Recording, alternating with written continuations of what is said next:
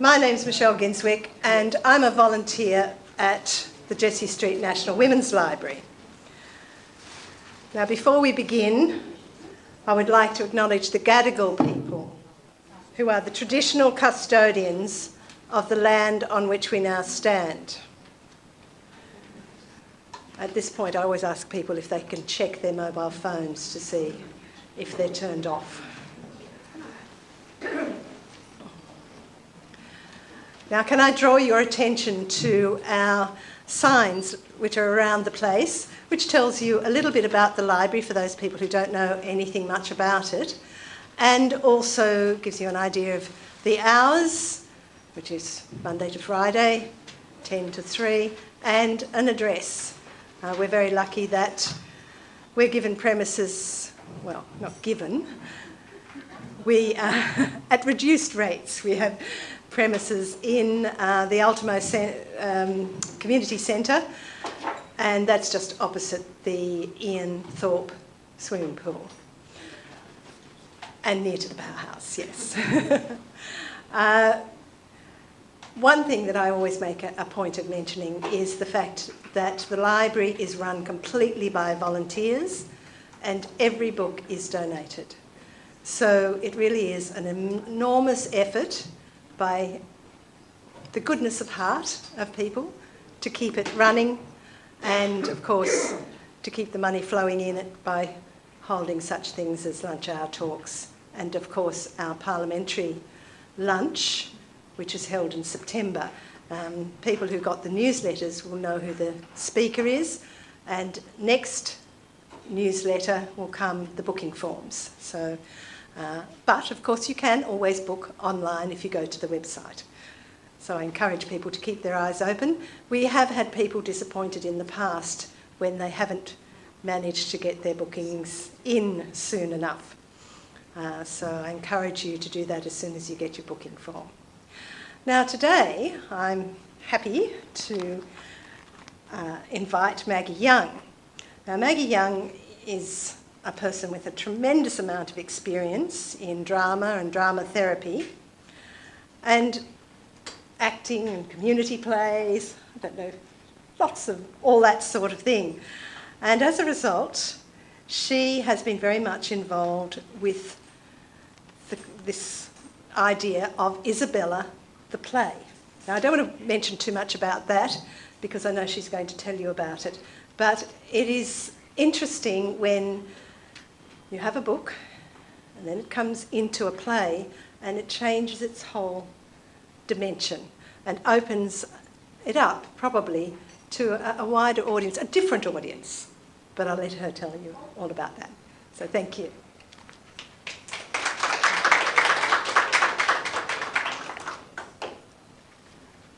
Thank you very much. I hope you can hear me.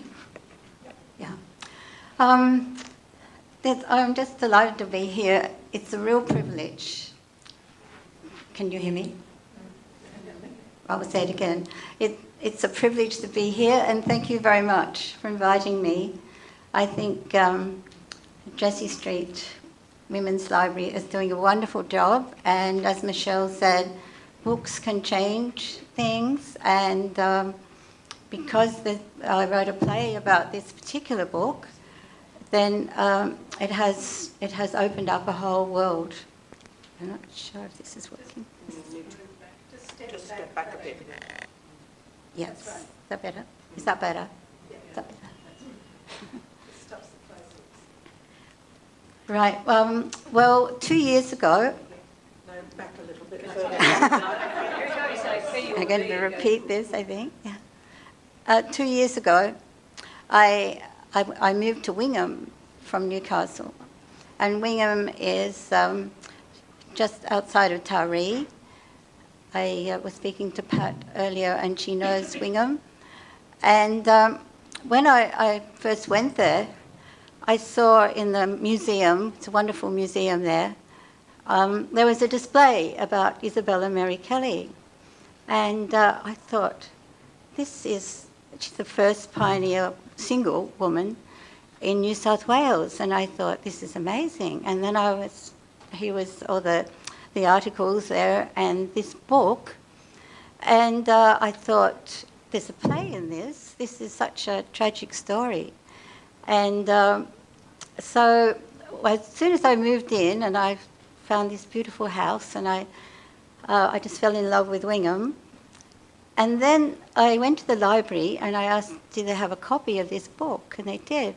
So I started writing this, reading it, and I was just amazed. I was writing notes to myself saying, this is misogyny gone mad. This is so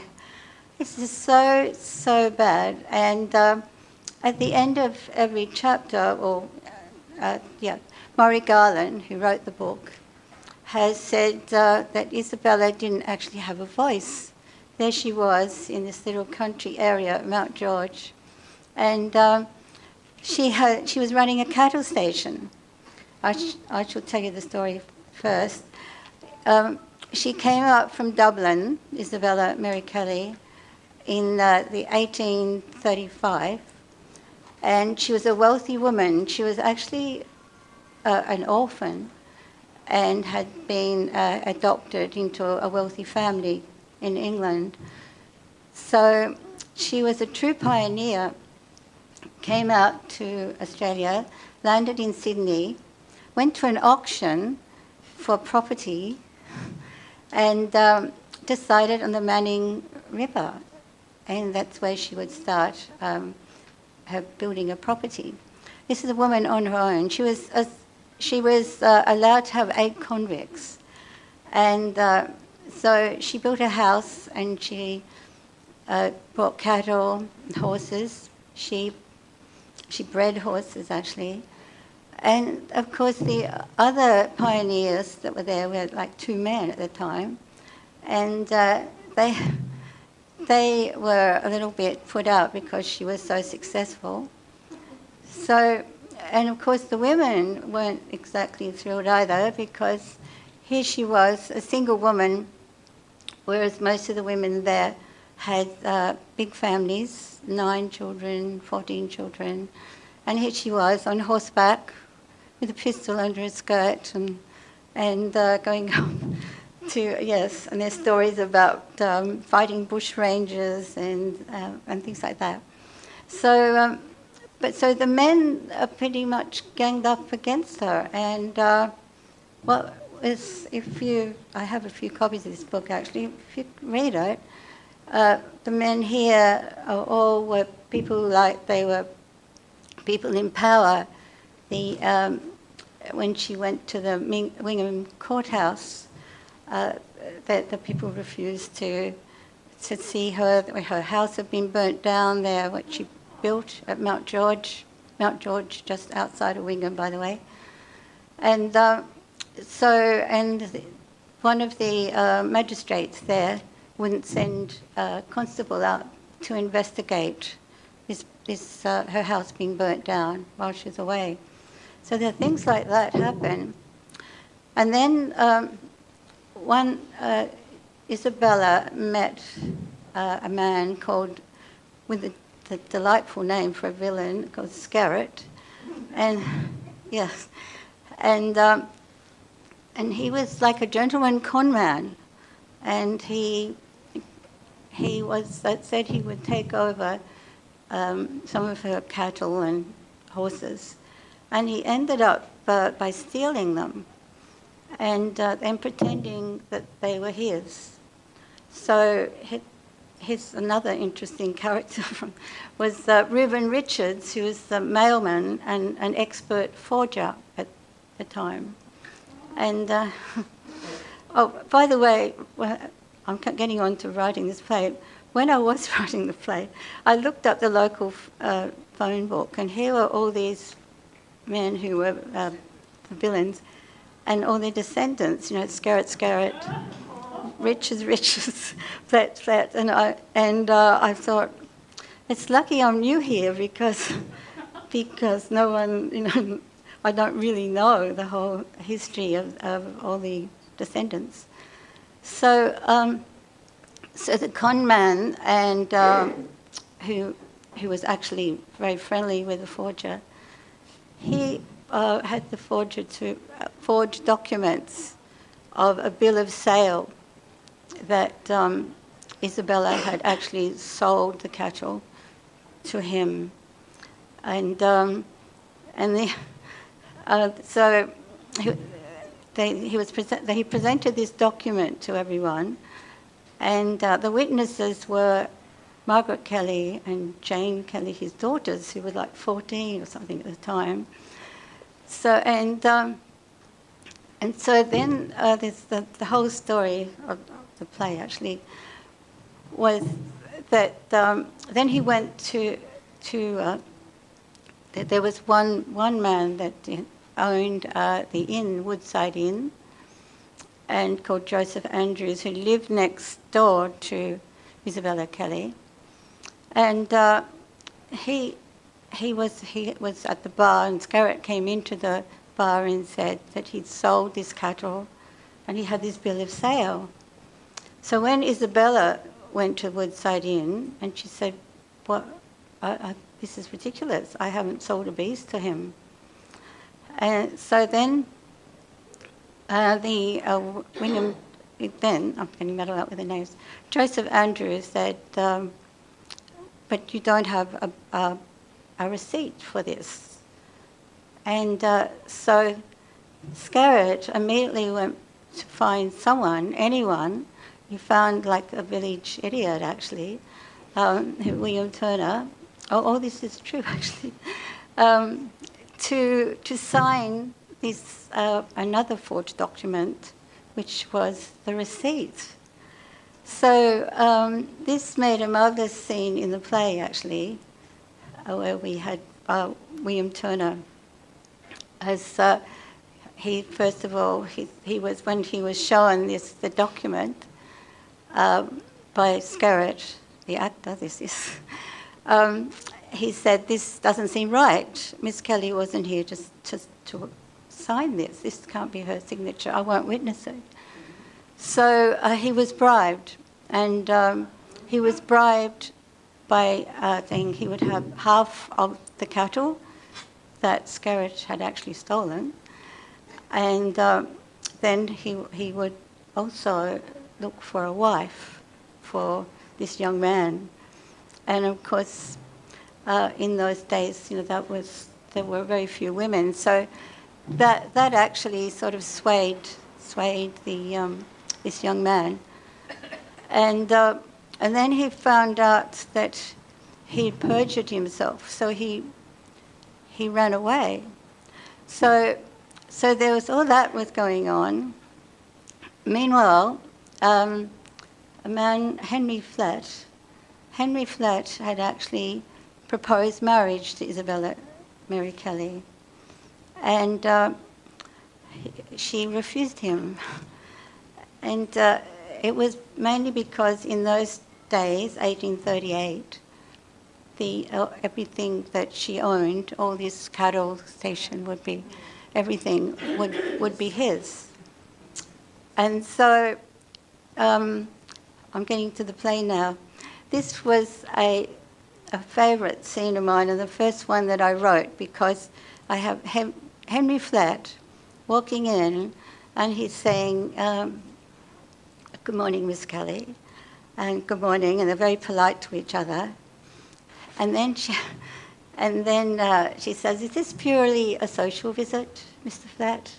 And he goes on talking about the nice, the good fencing and the cattle, yes, and how wonderfully that she's actually running this property, and then he says, and he says it like trying to force this out. Actually, he says, "Well, I think it would be wise if you married me, Miss Kelly, and it would raise your station in life. And a woman on your own, you're in need of a husband." And she has this marvellous line where she says, "No, Mr. Flatt, I am a woman of independent means, and I don't need a man who is, rumour has it, is heavily in debt." And so he says, you refused me, Miss Kelly? And she said, yes. And then he says, he becomes very angry, and he says, I will be your bitterest enemy for all time, Miss Kelly. And in the play, and he stamps out, and the actress playing Isabella just doubles up with laughter. And the audience always, in all the 6 performances we've done, says, they always go, go, girl. It was, yeah, and it was, but it was a very important scene, actually, because when Isabella was actually wrongfully jailed for perjury of, that said that she had stolen his cattle, but they were really hers. So when she was wrongfully jailed, and she came out of the jail after 6 months, and I'll get to that part of the story in a moment.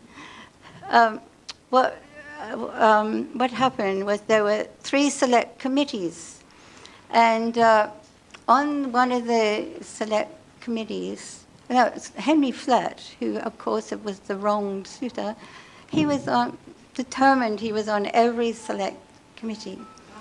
And by this time he had become not just a local magistrate at Wingham, he had become a member of Parliament, so he had a quite powerful man, yeah. And so on one of the select committees, and the chairman of the committee said, and Isabella was there asking for compensation for being wrongfully jailed, and he was trying to stop this.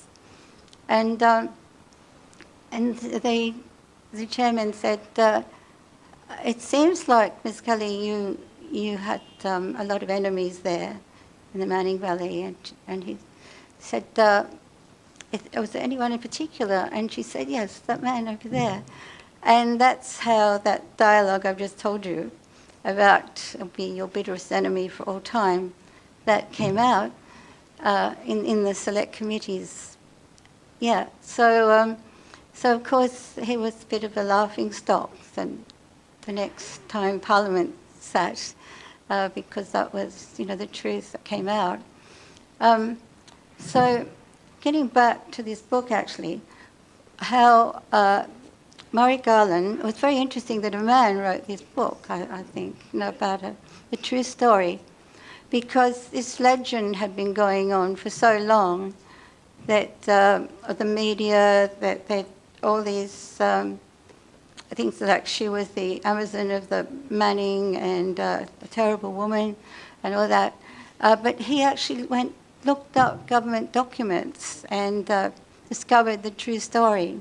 So this book was printed, I think it was early 2004, I think, and it was very popular. And just as Michelle said, in a book can everyone can read the book. By the way, Wingham Library's got more copies in now. When after I found myself writing this play, actually, I'll get onto that now, because I was just so upset about this story, and I thought, there are examples of this sort of thing happening, powerful women and even more powerful men, but passionate women about something, and wrongfully jailed at that. So I started with that Henry Flatt scene, and I thought I was looking for some humour in this as well, and so the village idiot, that was a very humorous part where the actor playing Scarrett goes out to the audience and actually looks for a wife for him. And every time we performed it, it was always funny. And once it was Scarrett, the man playing the villain, was so amazed because he goes around to the audience and he says, "What about this? What about this lady? She looks right." And when we played this at Tuncurry Memorial Hall, a woman at the back said, "I'll have him." And he didn't know what to say because no one had ever said that. And yes, and so he just sort of had to mumble something and go away. He said, no. But also to add some humour, I added, and also like as a just as a sort of the Greek chorus in a way. I added 2 gossips.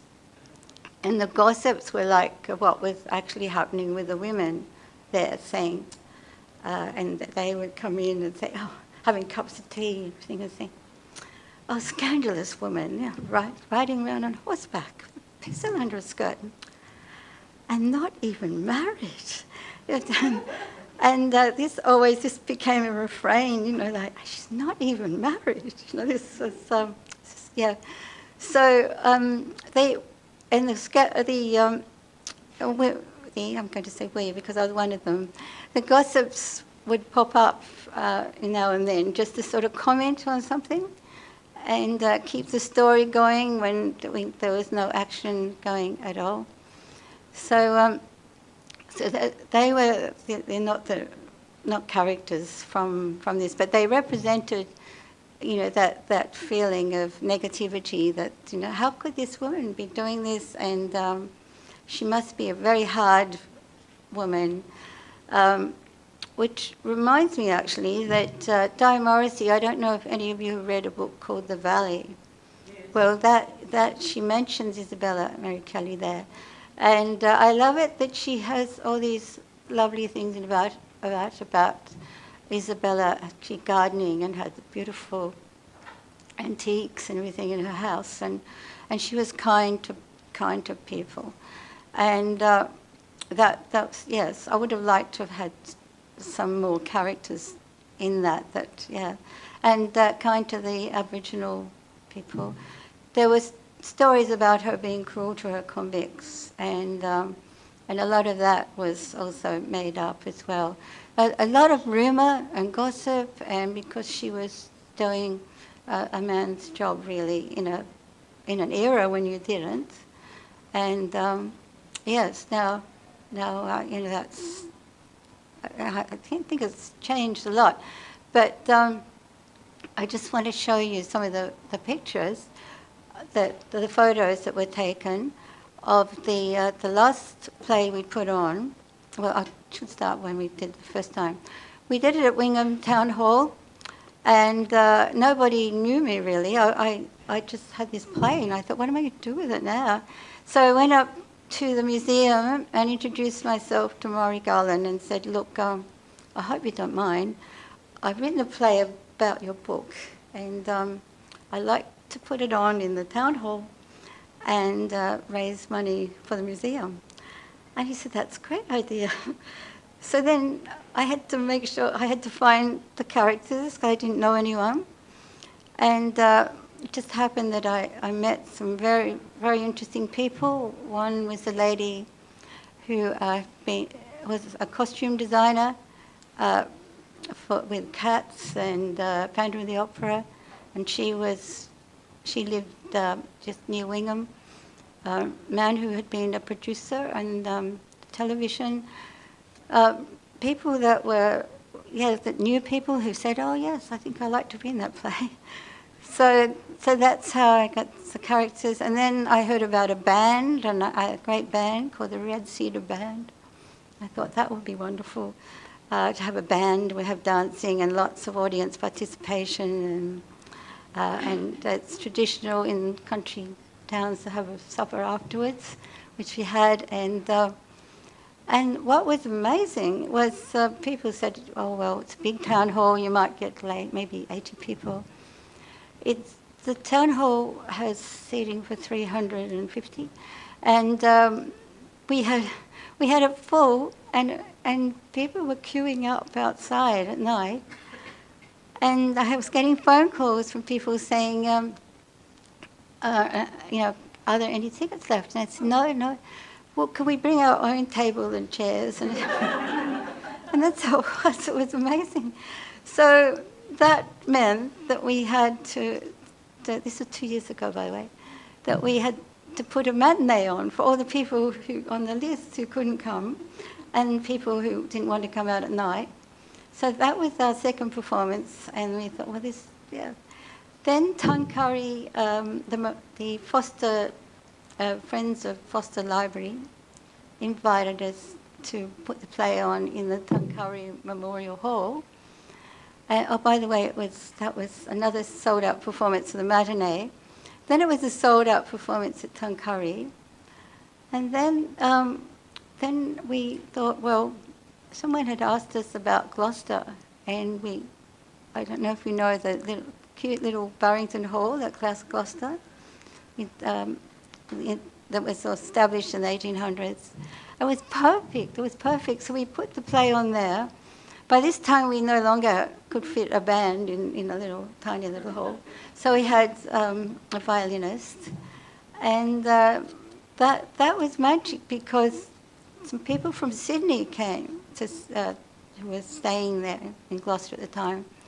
And one man came up and he said, "I'm so glad that a group of non-professional actors put this play on, because then it had like the honesty, and it was your story, and very believable, and so that was great." And that gave me the idea. One of the ladies who was in charge of the hall knew about Jessie Street Women's Library, and we were talking about. I was saying, wouldn't it be wonderful to put this play on near the jail where Isabella was jailed? And we're talking about this. And I went home and I Googled, Sydney, Darlinghurst. And the jail was actually a theatre. I was so excited. So I got on a train and came down to Sydney and went out to the Cell Block Theatre, which was the old Darlinghurst jail, where Isabella had been jailed. And I asked about it, and they said, yes, you could hire this. And so I thought, yes, April 2016, right, that seems long enough, far enough away to raise some money. So then I went back and told, the cast, and some of the cast said, Sydney, So, and then there were people who said, right, we've got to do this. And that's how I felt, for justice for this woman, absolute justice, and avenging her name, and because her good name had gone, and she'd lost everything. When she went back, coming out of jail, everything had been stolen and a house ransacked, and she'd been attacked by Reuben Richards. And yes, it was just very, very sad. Going back now to the real story, she's, rather than the play, which I'll come back to, she was actually buried, she died in Sydney, and she was alone and very sick and poor when she died. And she's buried now in Rookwood Cemetery. And the amazing, ironical thing about all this is that she is buried near Charles Skerritt, in the same cemetery. So, yes, but this whole story that of treachery and lies, all of that. But what has come out of all this? By the way, because I am so excited about this still, because this was just recently in April that we did this. Those of you who know the Cell Block Theatre, that's it's part of the National Art School now, and they've kept all the wonderful stone, and they've pretty much kept it exactly as it was derelict by the time that they sort of did renovations and everything. But there's a stage, And there's what I discovered in one of my visits. I was really thrilled about this. At the back door, there's another entrance at the back door and steps coming in. And I discovered there'd been an underground passage to the courthouse next door. So when Isabella was having stand up there with and hearing all these lies, perjury, that all these people in Wingham, Mount George, who had perjured themselves and saying, you know, this woman has stole his cattle, but it was really hers. And also there was a jury. This is an interesting bit that I try to make a big thing of in the play. Only four men were on the jury. And and they took just a little over an hour to decide, right, it's got to be guilty. So here was this woman who was a gentlewoman, and she had been wealthy, and she was taken along this underground passage, which was closed anyway now, and she's taken to this Darlinghurst jail. And I thought, what an amazing theatrical moment that's going to be. So I thought, and even now, just talking about it, I feel like it's a Christian, because the lady who played Isabella, it was her son who was actually working the follow spot that we had at the back. And I said, just make sure that it's on Isabella coming up the steps from supposedly the underground passage coming up to the jail. As and here's there's photo of the play where we have the policeman, we have Isabella, we have the judge actually there in Darlinghurst jail, but this would have taken place next door in the courthouse. She came up these back steps with a light, and she sat there in the middle stage, and she walked incredibly proudly, and I remember asking her afterwards, I said, how did you feel? And she said, I won. and this was another photo of her there. And this shows you how the amazing atmosphere. There's the cast, and we're all there on this. This is just the one night. Do I have to go now? Yes.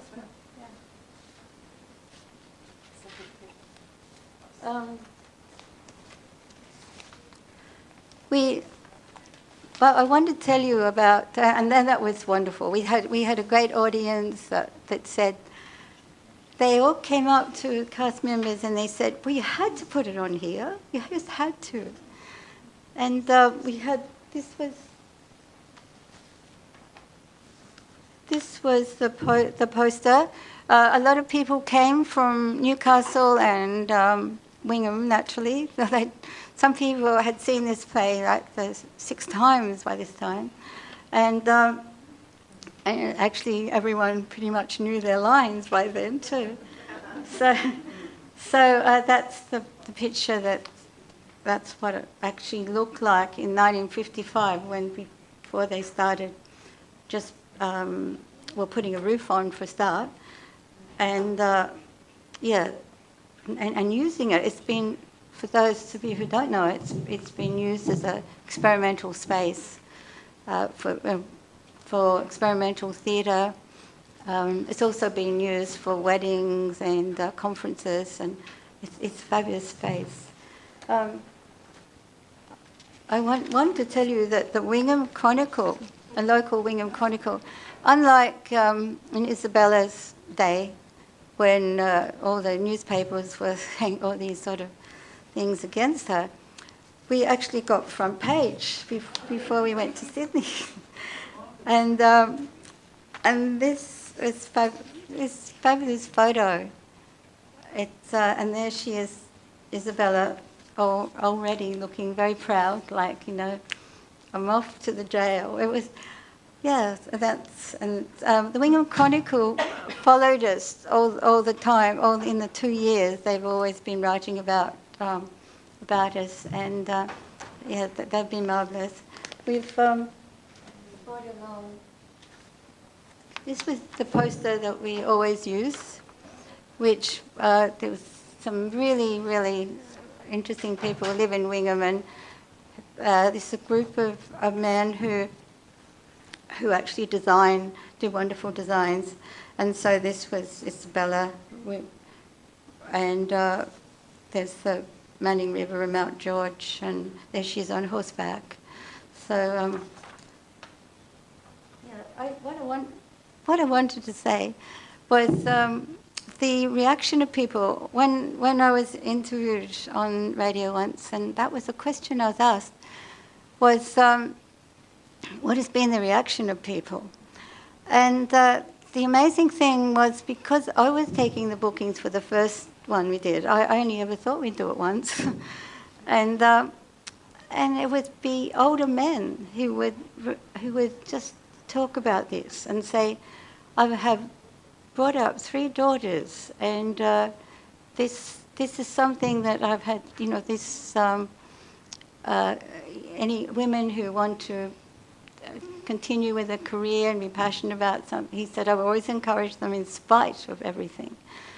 And there were people who said things like that. They were mostly men, actually, who said, I didn't get any really negative comments from anyone, because the legend had been passed down about that she was a terrible woman.